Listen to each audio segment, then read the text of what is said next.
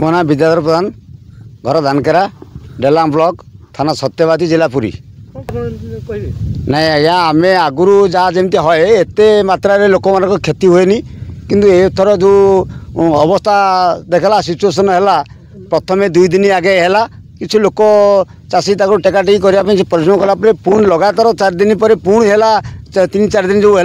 ये अवस्था लोक पूरा दैनंदिन अवस्था करदेला। धान बहुत मात्रा क्षतिपूरण आउ धान गजा हो जाऊँगी चाषी मैंने जो प्रकार असुविधा पड़ी आम बहुत बुझासुझा करुचु आम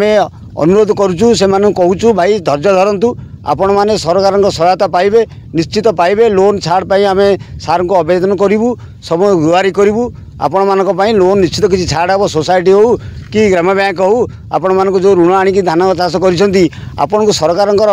मान हिसाब से जी आपण पाइबे किसी घर घर पटू कुटा किए पाइले जमती सहायता मिले सेमती किसी आपण मानक किसी मिल तेणु आपण मैंने धैर्य हरा हतुनि निश्चित किसी आपण मानक सरकार करेंगे ये आमर भरोसा अच्छी आम अनुरोध करूँ रिक्वेस्ट करूँ तहसीलदार को कहूँ आरआई की कहूँ समस्त को कहूँ प्रशासन पाक जीवु आपण मान सहायता आपण को साहाय्य नहीं आपण को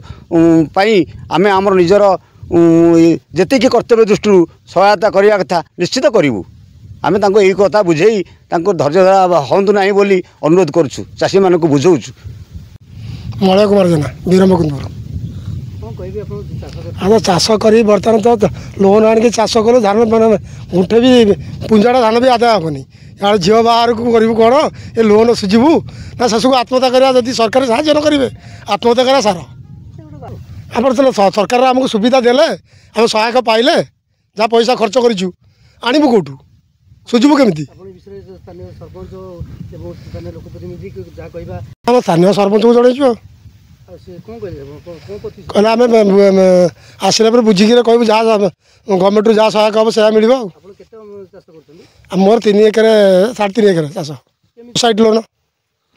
समवाय समिति जिनस आम कौन करूँ। मोना मानस बेहरा धानकरा सरपंच प्रतिनिधि प्राय 500 ରୁ 600 एकर 3टा मौजा वीरमुकुंदपुर धानकरा 5 पण धानकरा 11 पण सबू धान पानी पड़ी गजा तहसीलदार जनई आरआई जनई आम ब्लॉक भिएटेबल को जनई से आज भी कहते आसिक इनक्वारी करेंगे नहीं आत्महत्या करदे तार समाधान हम तेणु सरकार को आम कह कि चाषी मान सहायता कले चाषी मैंने उपकृत हे जहाँ